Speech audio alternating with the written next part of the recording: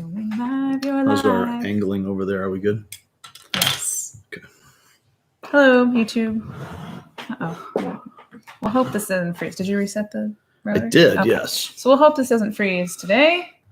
Let me start this guy. The internet is a liar. And that's the truth. Okay, so this guy's going. At least that's what Abraham Lincoln said. Whoa. I see what you did there. Okay, I'm going to start Instagram. Checking connection. You're now live. Hi, Instagram. Uh-oh. I'll try not to be obnoxious. Oh, it was a notification saying that we're live on Instagram. We are live. Oh, this guy keeps But that's freezing. none of my business. Hello, Facebook. No, YouTube froze. Uh-oh. We're struggling. We're struggling with the tube. What else is new? We're live here. We're live here. We're live here. Well, as long as we've got Audacity recording, we have the audio, and we can remain the home of professional podcasting. Or something. Something like that. That's what we should get a t-shirt, the home of professional podcasting, and on the back it says or something. How are you? I am just dandy, especially if the signal will keep up and we can make sure our YouTube stays live. Our YouTubes.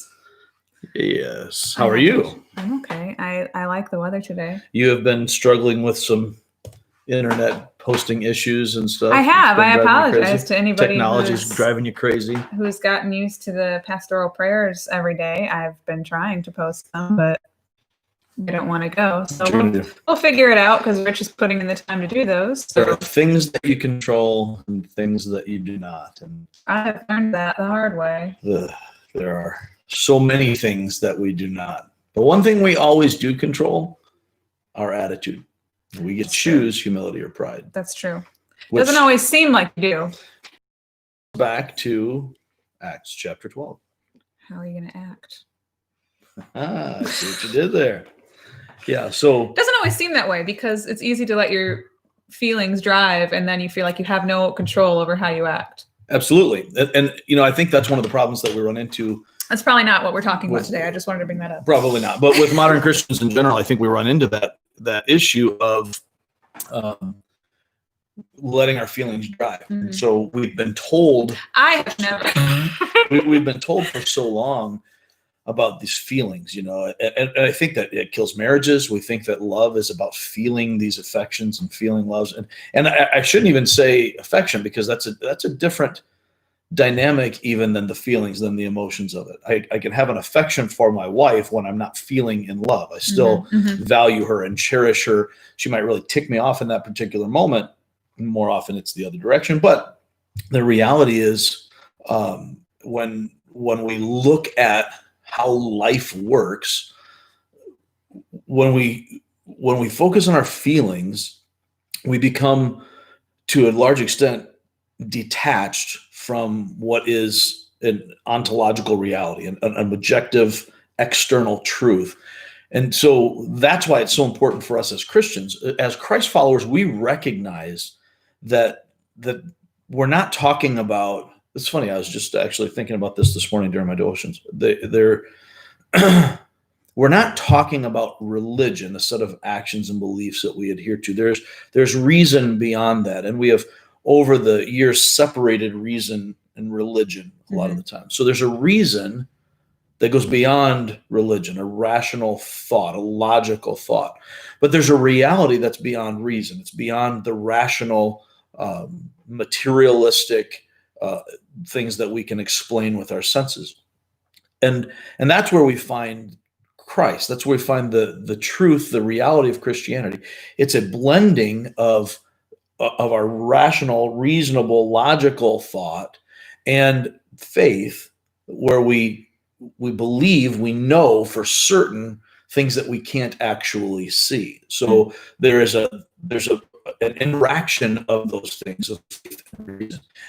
Excuse me, Christianity and you know, historically Jewish thought as well is not rooted in feelings as much as it's rooted in what we understand to be, we see in Scripture, is absolute, objective, unalterable truth. When we see God as God is revealed in Scripture, there's no wiggle room. There's no, this changes, or, well, that's not really what I believe. I think God would do something different, or whatever.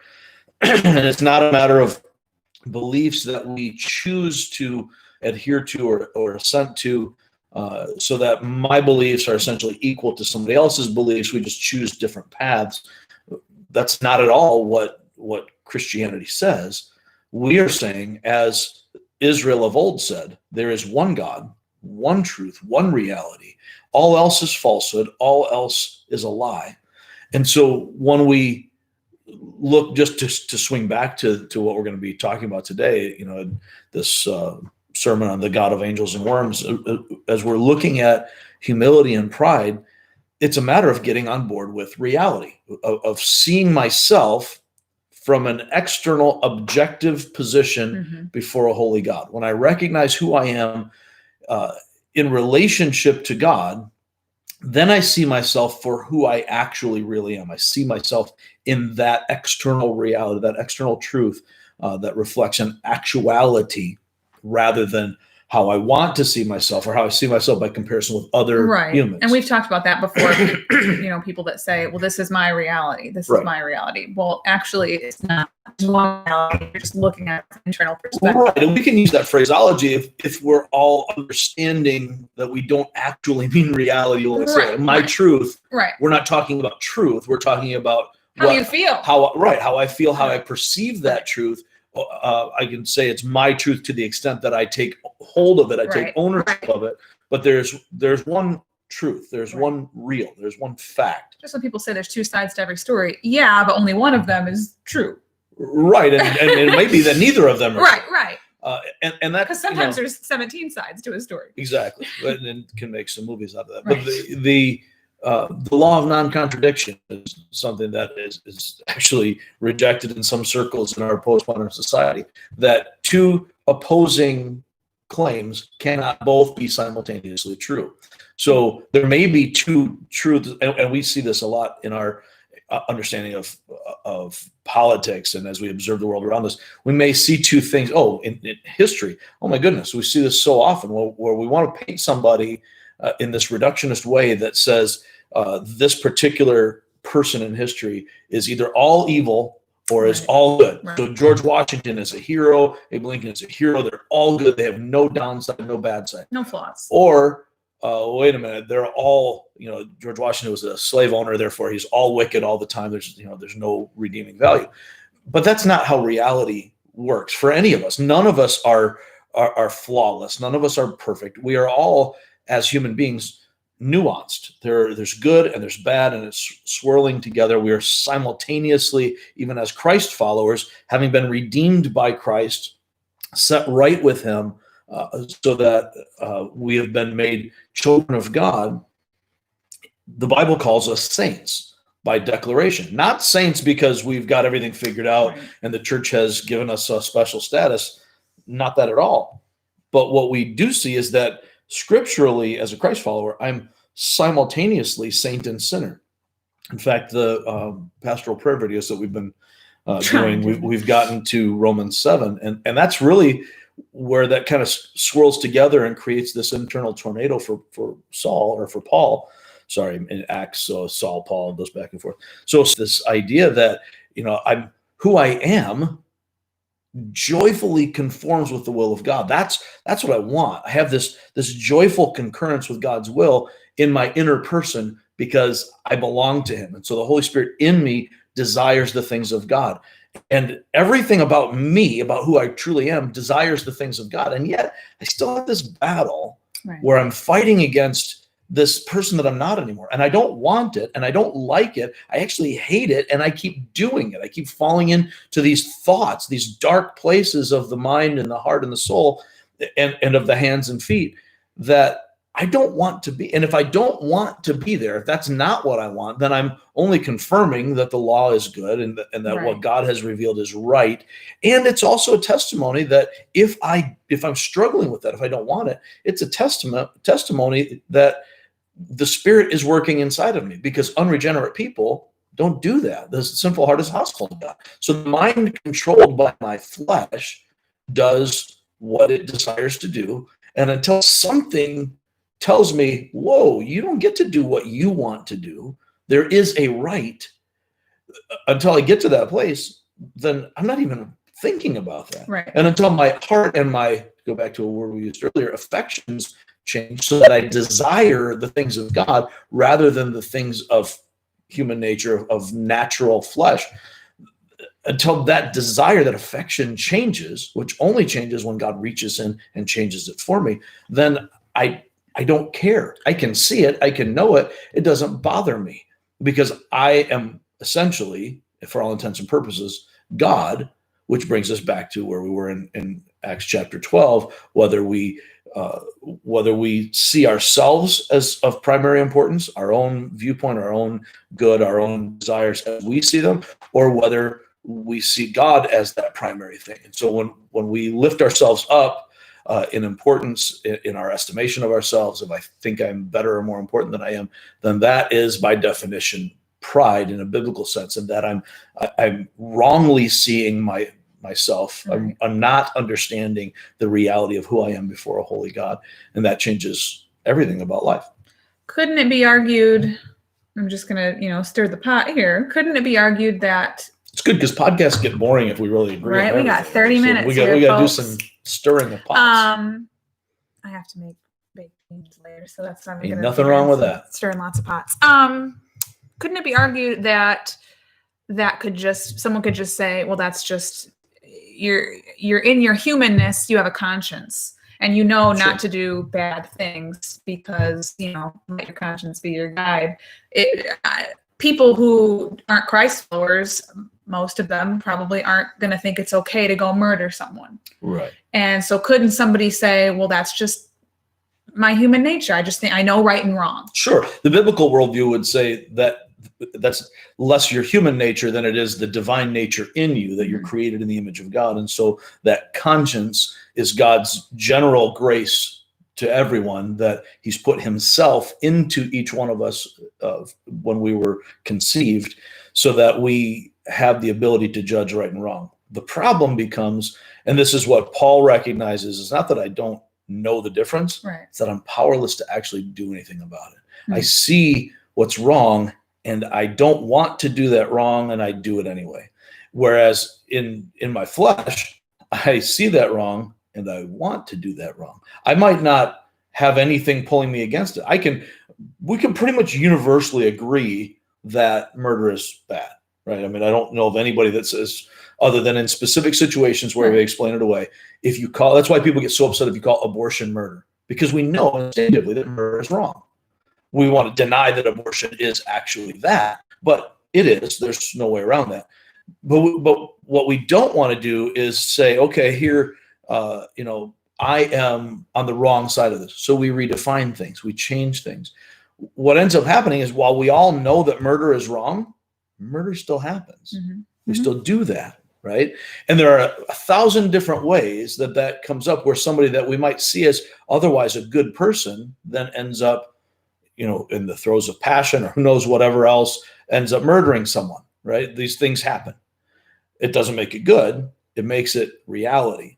So then you also see people like a Charles Manson, sure, who until the day he died, whenever he was interviewed, he said if he ever got out of prison, he'd do the same things again. Right. So it seemed, based on what he said, that he had no remorse for the things that he had done. He would continue to do that if given the opportunity. No remorse, but it's not that he thought that murder was right. He thought he was above it, that he had the authority to be able to do these things, which is how that's how autocrats handle things. When you see these potentates out there who murder their own people, it's not like they think murder is a good thing. If you kill me, I'm going to be opposed to that. You kill somebody I like, I'm going to be opposed to that. But the system of priorities in my thinking pushes that to the back. So now whatever motivates me to commit murder, for example, trumps whatever pushes me away from that. Same thing with adultery. I don't think there are a whole lot of people who would say adultery is a good thing, right? As a rule, we can look at adultery and say, yeah, that's bad. until it affects us, and then we justify You it. try to, like you said earlier, explain it away. Right. I'm not happy in my marriage. Right. Or I'm not here. She doesn't respect Right. me. You know, he doesn't care about me. Right. You know, we have a dispassionate marriage or Right. whatever else. This other person appreciates me. Right. And so now, while we still recognize adultery is wrong for those people, my situation is different. Right. So that's how the sinful nature Gotcha. overcomes the conscience that God by his grace puts in each of us. And that comes back to, again, what we're seeing with Peter and Herod in Acts chapter 12 is the difference between who gets to call the shots. So the prideful person, equated throughout the scriptures with the wicked person, the ungodly, puts themselves in control. So now I get to decide. And this is where we end up in a lot of ways in conflict with our American values, the whole "don't tread on me" mentality. Which anybody who knows me knows I'm a pretty big American. You know, I'm a flag. That was my nickname in high school. I'm a flag waving veteran, and I believe in the American way. Not to the extent that I believe everything we've ever done is right. Of course not. We have major sins, and racism is not the only one, and nor is it original with us. And it's not part of our DNA, but I'm getting off on a different tangent.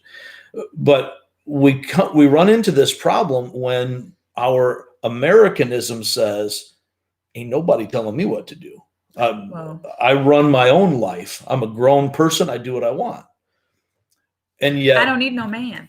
And yet humility says, I still answer to God. Right. I am not the king of everything. I am not the one who gets to call the shots.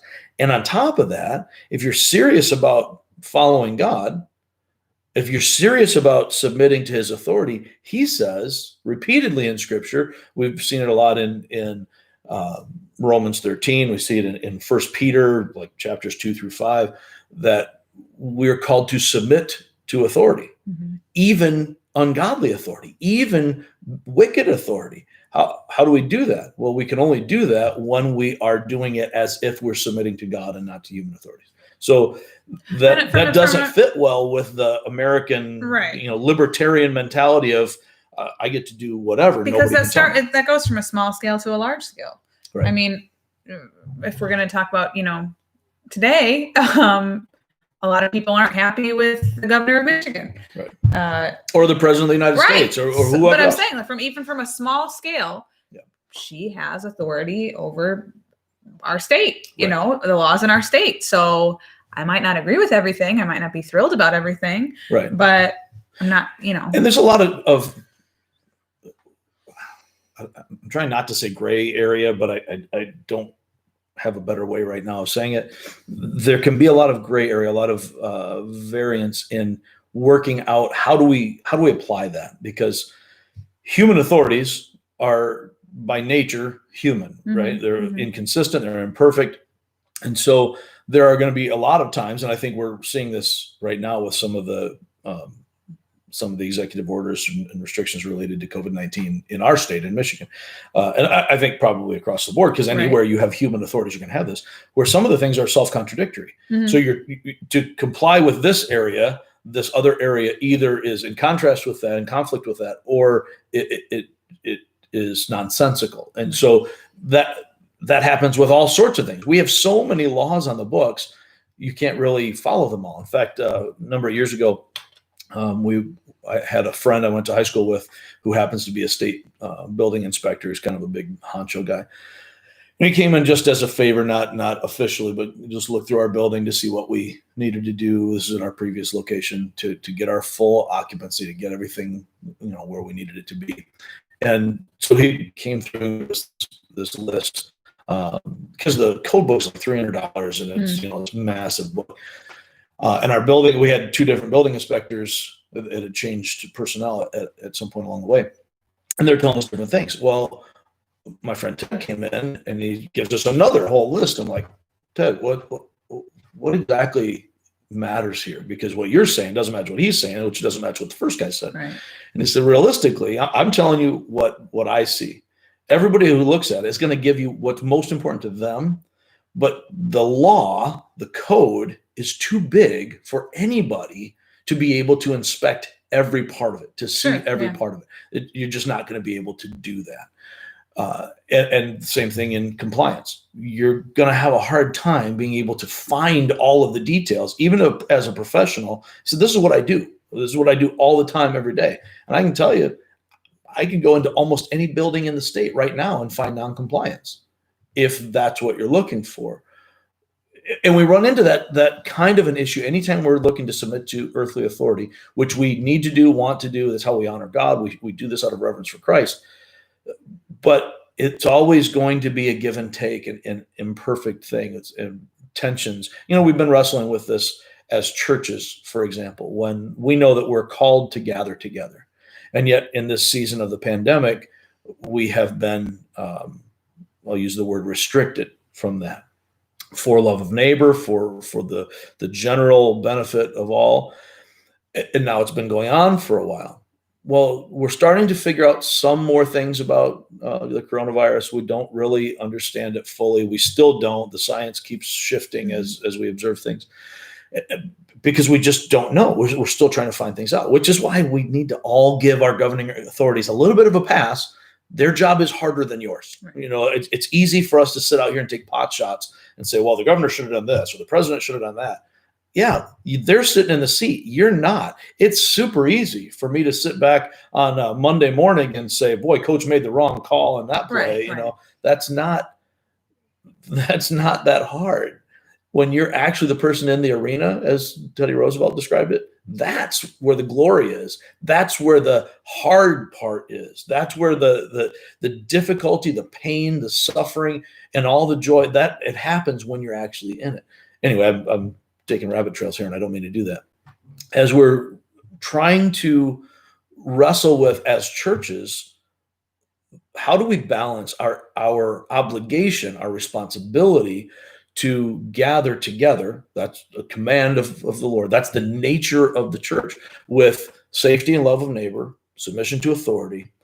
And now we're moving farther on, and we're seeing it's observable now. We have the viral pandemic that we're dealing with, but we also have a mental health crisis that has been, I don't want to say caused, but exacerbated, fostered. I think we already had this, at least in the U.S., and I can't speak worldwide, but I would assume, knowing the human condition, that was the case.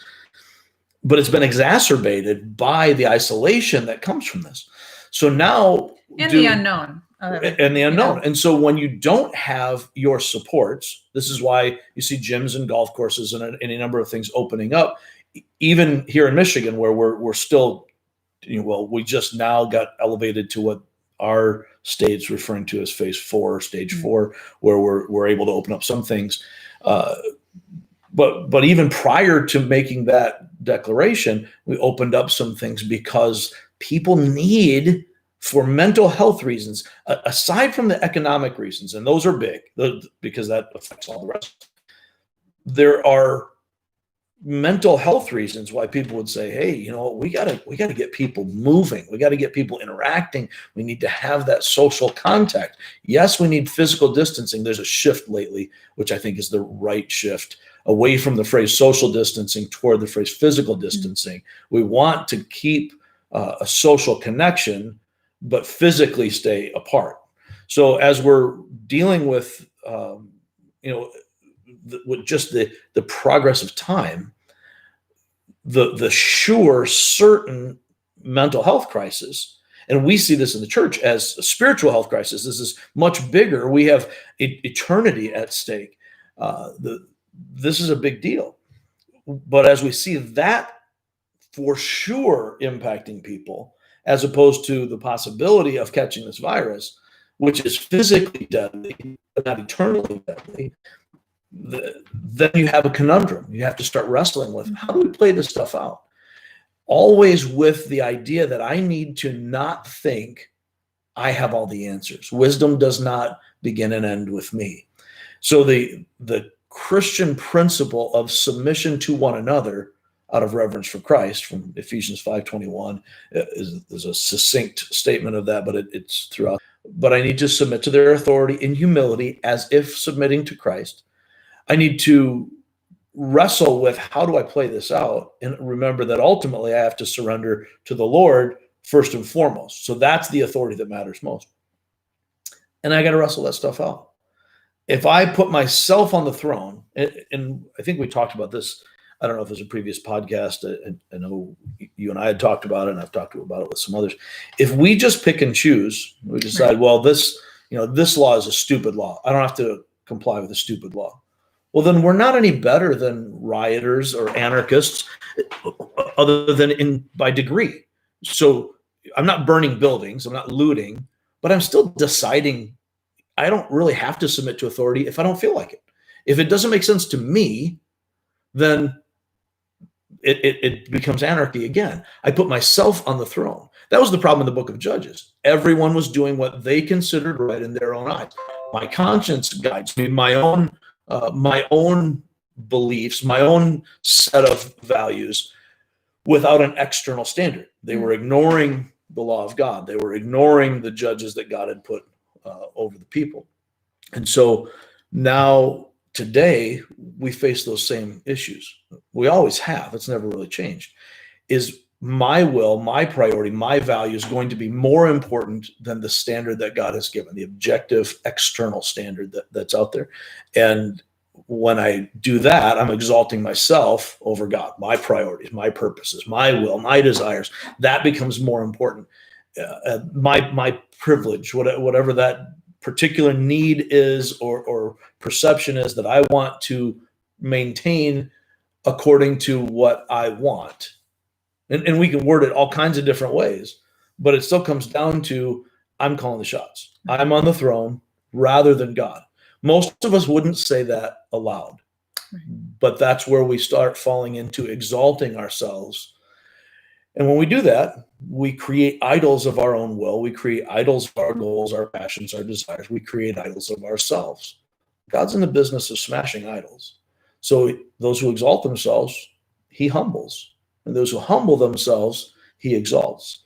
And so as we see a story like this, where Peter, I love the fact that Peter's a passive player in this. So we really haven't talked about the text itself, but in Acts chapter 12, Herod Agrippa the first, bad dude, bad family, he has James, the brother of John, son of Zebedee, put to death by the sword, sees that that's politically popular. Hey, good for me. I'm going to do this. So he has Peter arrested. He's going to have him tried publicly, make a big spectacle of it after the Passover. The night before that, and so Peter's here in this whole thing. Right. He says virtually nothing throughout the entire story. So he's almost like a prop in the hands of God. So Herod is doing this thing. He's looking to persecute and eradicate the church. He's looking to exalt himself. God sends an angel who shows up, fills the jail cell with light, takes Peter out, doors opening in front of them on their own, right past the four guards that are watching. So there's a whole thing going on here. Peter doesn't even get it. He thinks he's having a dream, right? So he gets out. Whoa, wait a minute. Oh, I can't even believe it. Look what God did. So then he immediately has the driving urge. That's like his only line in the entire play, right? So he has this driving urge to get with God's people. He goes to Mary's house where the disciples are gathering and praying for him. They don't even believe it. They're like, nah, can't be. So you'd think they'd learn by now. Right. So you'd think we would too. Right. He shows up. Finally, after banging on the door, finally gets in. Hey guys. And says, tell James, the brother of Jesus, who's now a leader in Jerusalem, one of the leaders of the church, tell him and the brothers what's going on. I'm out. And he goes to another place to do different work. Herod, kind of shifting the scene a little bit, Herod is being pursued now by the people of Tyre and Sidon because there's a tension between them, and he's been unhappy with them. They need they need Galilee's food source, their supplies and stuff. So they're trying to appease Herod. He goes to speak with them. They are like, oh, Herod, this is not a man, but a God. And he's digging that, right? So he accepts that praise, and God says, it's not going to happen. Not in my house. And then strikes him down. But he doesn't just strike him down with some glorious angel as if it's a battle between two great warriors. Right. He strikes him down, and over the course of like 5 days of misery and excruciating pain, he's eaten by worms from the inside out. Yeah, that's nasty. What a humiliating way to die. So he's stripped of all dignity. He is, by this lowest life form, he is overcome. It is the hand of the Lord. God is the doer of the doing, and it's worms. Dude, what a picture of the hideousness of our pride. And so God brings him low. And that's when we see a story like this, it's a reminder that whenever we do anything, we might think we have the authority to do it. We might think that we're justified. We come up with all sorts of human logic that says why this is okay. And we can dismiss God all we want, but he still has the final answer. And so one way or another, we will be humbled. And if we will humble ourselves instead of exalting ourselves, then that bringing us down, if I put myself way up high and God brings me down, it comes with a big slam. That'll sound good on the podcast. I'm hoping so. If I am, put myself on this lower rung on the ladder, then when God brings me down, you can't hear that as well on the podcast. When God brings me down, it's a softer landing. And we need to recognize that importance in our lives. So those who give glory to God find freedom. Those who take glory for themselves find judgment. We will end there. As always, if you guys have any questions or comments, feel free to get a hold of us, send us a Facebook message, email us at somethingreal@reallifeonline.org. I guess that's it. I have no more plugs to plug. So we will leave it there, and we'll catch you next time. Thanks for listening.